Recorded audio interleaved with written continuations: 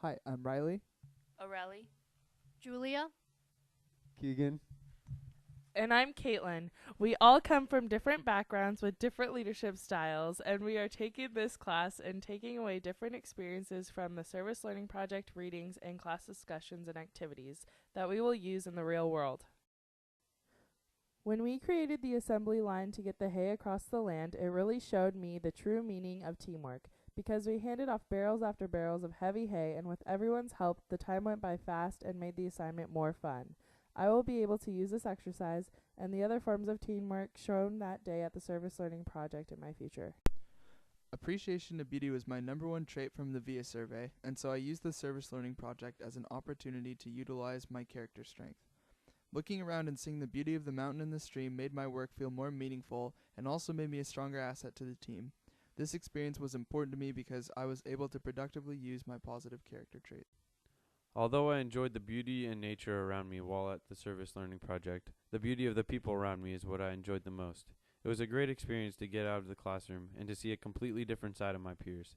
I was able to see my peers use and develop the leadership skills we discussed and studied in class in the real world.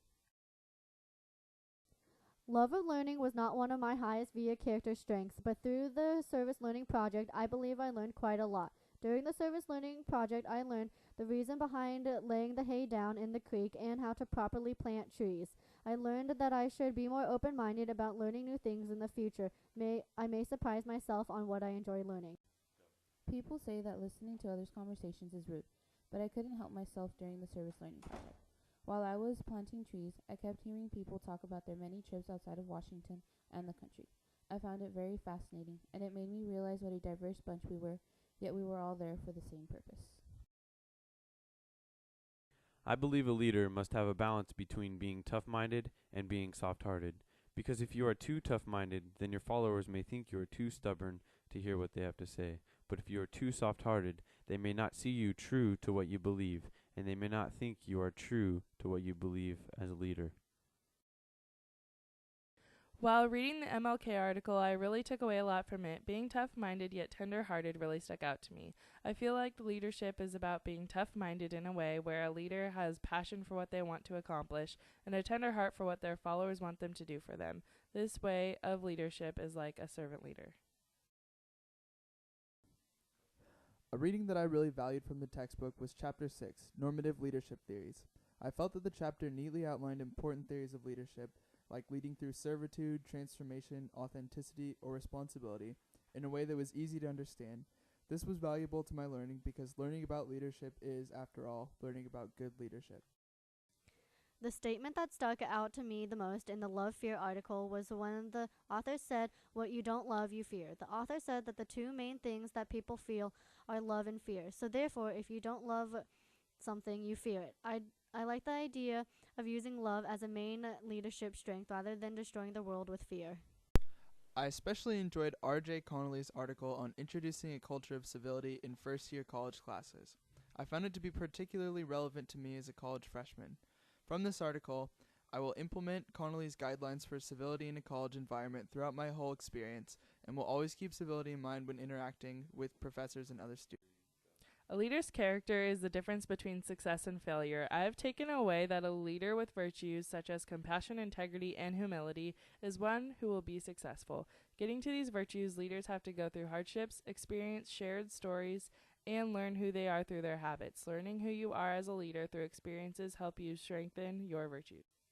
Many of the articles and readings incorporate religion into them. As a non-religious leader, I think the readings push religious views onto the reader too much. A part of me feels uncomfortable reading things with such religious backgrounds and inspiration. I believe that one can be a good leader even without including or containing religious aspects.